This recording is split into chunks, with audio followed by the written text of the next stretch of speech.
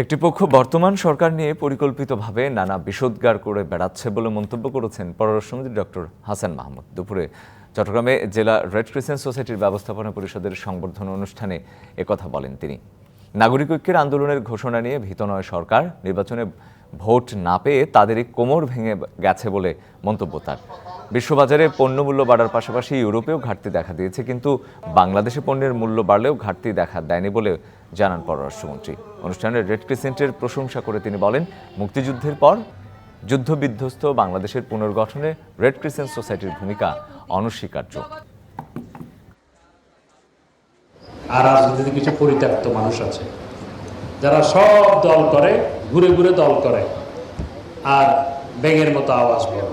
দল ছোট, যখন সমাবেশ করে তাদের মানুষ থাকে 20 জন 30 জন, সাংবাদিক থাকে 50 জন, এ নিয়ে তাদের সমাবেশ হয়। 1, 2, 3 ঢাকায় জমি জিতে নিন 100% ক্যাশব্যাক সহ 20 কোটি টাকার পুরস্কার।